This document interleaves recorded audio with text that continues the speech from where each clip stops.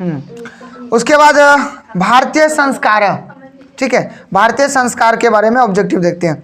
तो कहता है कि गोदान किस संस्कार का मुख्य कर्म है, ठीक है।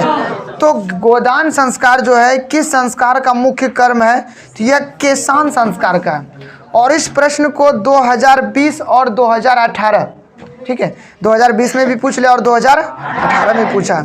साहित्य ग्रंथों में केशांत संस्कार का नामांतरण क्या है? मतलब नामांतरण का मतलब यह समझ कि ये जो साहित्य है, ग्रंथ है, उसमें केशांत संस्कार को और किस नाम से जाना जाता है, या फिर और कौन सा नाम इनका है।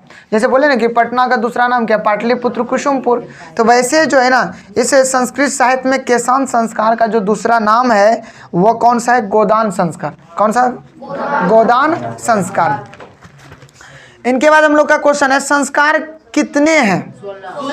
ठीक है, कुल 16 संस्कार है, ठीक है। हाँ, इसलिए वो गाना है कि मेरा 16 सजन, हाँ, ठीक है। तो टोटल कितने संस्कार हैं? 16। अगर पूछेगा संस्कार कितने प्रकार के हैं, ठीक है, तब बोलना है कितना प्रकार?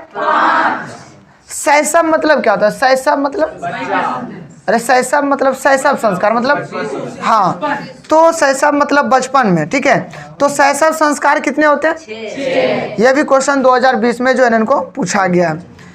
आगे है, चरित्र का निर्माण किससे होता है? तो चरित्र का निर्माण जो है वह क्या बोला? हाँ, संस्कारों से। चरित्र का निर्माण किससे होता है? इस प्रश्न को भी जो ना 2020 में पूछा गया है। कब पूछा गया है? 2020 में। आगे, अंत्येष्टि संस्कार कब होता है? तो अंत्येष्टि संस्कार जो है, हाँ हाँ, 2020 में भी पूछा है। ये पुराना वाला बीवीडी है, ठीक है। ये 2000 जो है ना, अरे 2020 का 2020 का बीवीडी है, ठीक है, इसीलिए। आगे, चरित्र का निर्माण तो बताइए देख किससे हुआ? संस्कारों से, ठीक है। अंत्येष्टि संस्कार मरने के बाद, अंत्येष्टि संस्कार मरने के बाद, ठीक है।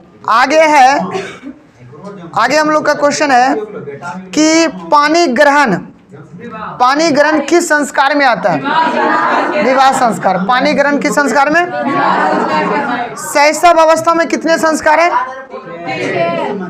6। पता है, कहीं कहीं 6 भी लिखा है, कहीं कहीं संस्कृत में दे दिया षष्ठ, 108 में हलन, षष्ठ, ठीक है, तो वह भी हो गया। आगे, जन्म के पूर्व कितने संस्कार होते हैं? तो 3 को त्र संजु यह विसर्ग त्रय, ठीक है, तो 3 को त्रय भी बोलते हैं। तो जन्म के पूर्व कितना संस्कार? संस्कार को कितने भागों में बांटा गया? ठीक है, इनका टोटल भाग कितना है? 5। गृहस्थ जीवन में कब प्रवेश होता है? तो कोई भी व्यक्ति जो है, ठीक है, गृहस्थ में तभी प्रवेश होता है उनका जब विवाह होता है। तो विवाह संस्कार के जो है ना, विवाह संस्कार के पूर्व नहीं, विवाह संस्कार के बाद वह क्या करता है? गृहस्थ संस्कार में प्रवेश करता है, नहीं कि विवाह संस्कार के बाद, ठीक है।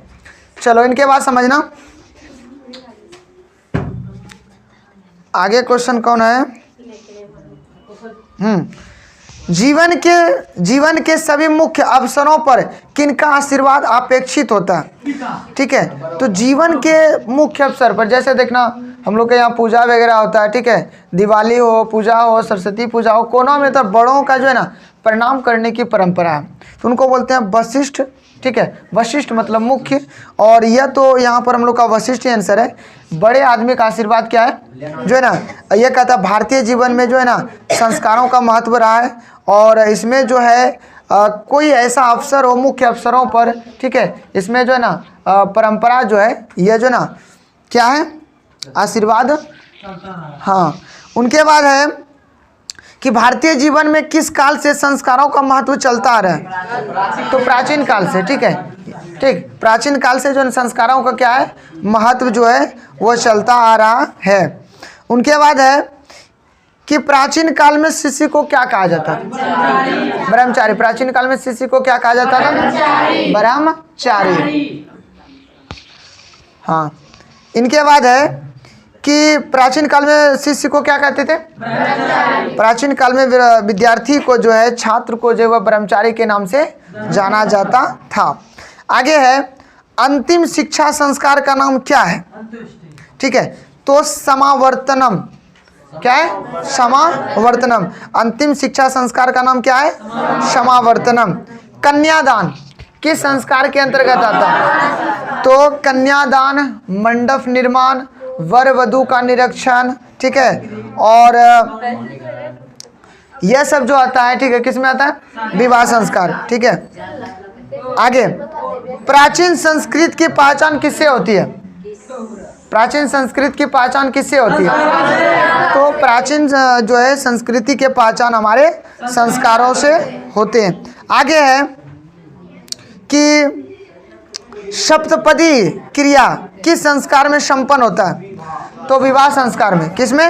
विवाह संस्कार में। सप्तपदी क्रिया किस संस्कार में संपन्न होता है? विवाह संस्कार में। आगे नामकरण किस संस्कार के अंतर्गत आता है? नामकरण, मुंडन, ठीक है, यह जो है किस में आएगा? शैशव। शैशव मतलब बचपन।